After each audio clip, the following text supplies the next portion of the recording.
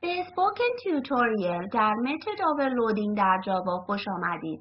در این برنامه یاد میگیریم که متد آورلودینگ چیست و متد رو آورلود کنیم. در اینجا ما از اوبونتو ورژن 11.10 OS، جاوا دیولپمنت کیت 1.6 و اکلیپس 3.7.0 استفاده می کنیم. برای این برنامه شما باید بدانید که چگونه متد را ایجاد کنید و اوورلود کانستراکتور در جاوا با استفاده از اکلیپس. اگر نه، برای برنامه‌های مربوطه به وبسایت نشان داده شده مراجعه کنید. متد اوورلودینگ چیست؟ نوع یا تعداد بیشتری متدز را با یک نام در کلاس تعریف کنید. آنها باید در تعداد و نوع پارامترها با هم متفاوت باشند. به این متدها overloaded methods گفته می شود و به این مراحل method overloading گفته می شود. حالا می بینیم که چگونه متد را overload کنیم. در اکلیپس من کلاس addition را دارم. در این کلاس ما دو متغیر عدد صحیح را اعلام می کنیم. پس int a مساوی 10 و int b مساوی 5 را تایپ کنید. حالا یک متد برای جمع کردن این دو عدد صحیح ایجاد می کنیم.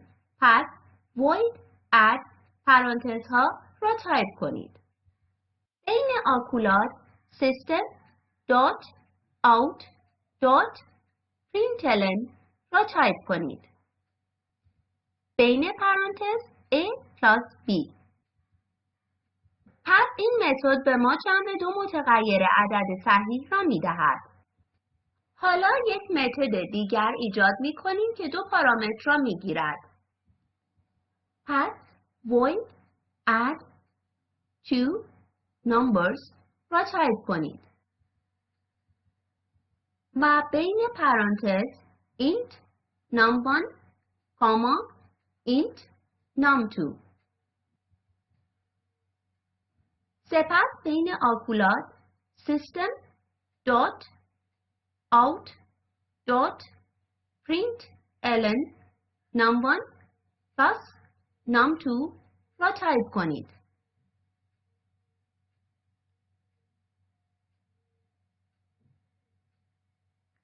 پس این متد به ما جمع دو مقدار که به عنوان arguments در این متد پاس شده‌اند را می دهد. حالا یک آبجکت از کلاس را ایجاد می کنیم و متد را می خوانیم. پس در مین متد شما addition که نام کلاس و obj مساوی new addition پرانتزها سمیکولن را تایپ کنید.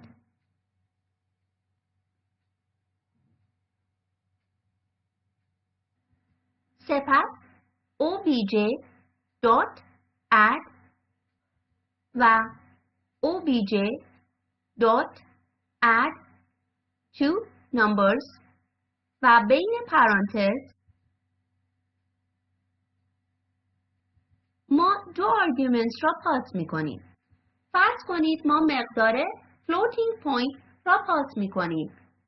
پس 2.5 کاما و یک عدد صحیح 3 را تایپ کنید. ما یک اشتباه می بینیم. The method add two numbers int, int of the class addition is not applicable for the arguments double, int. پس ما در متد به جای int از double استفاده می کنیم. پس double را جایگزین int کنید، فایل را سیو کنید. می بینیم که اشتباه برطرف می شود. ما همچنین می دانیم که جاوا به طور خودکار یعنی implicitly int را به double تبدیل می کند. پس در اینجا می توانیم همچنین integer arguments را پاس کنیم. برنامه را سیو و ران کنید. در خروجی ما جمع دو مقدار عدد صحیح را می بینیم. همچنین جمع دو numeric arguments که ما پاس کرده ایم. حالا می بینیم هر دو متد یک عمل را انجام می دهند. تفاوت این است که متد اول پارامتر ندارد ولی متد دوم پارامتر دارد. پس در در این موارد جاوا به ما method overloading را می دهد. پس این یک نام به هر دو متد می دهد. پس add را جایگزین add two numbers کنید. همچنین اینجا را تغییر دهید.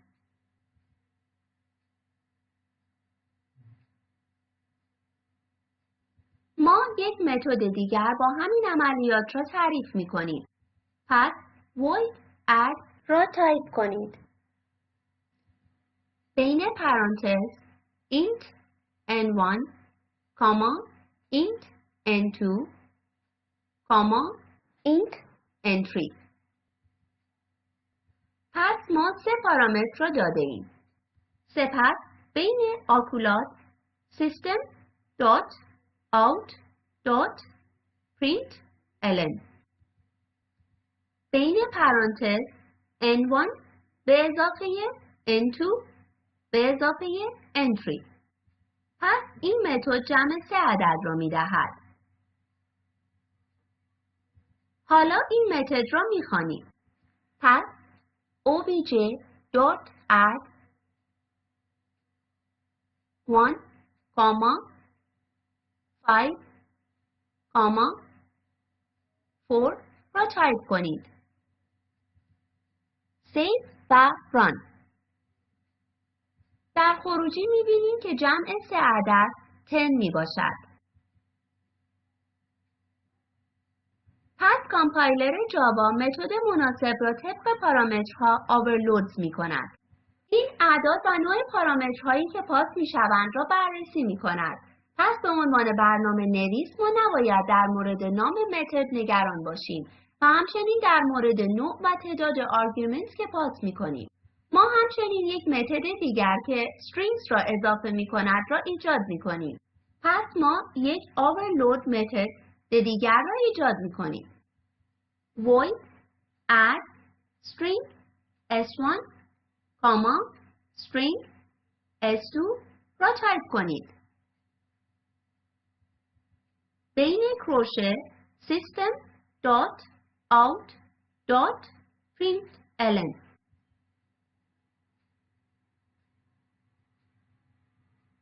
بین پرانتز s1 به اضافه s2. سپس ما این متد را کال می کنیم. پس obj.add را تایپ کنیم. بین پرانتز در دابل کوتس hello, در دابل کوتس space world. حالا برنامه را سیو و ران کنید. پس در خروجی hello space world را می‌بینید. پس add متد با دو string arguments string را اضافه می‌کند. فرض کنید ما add متد با return type را اعلام می‌کنیم.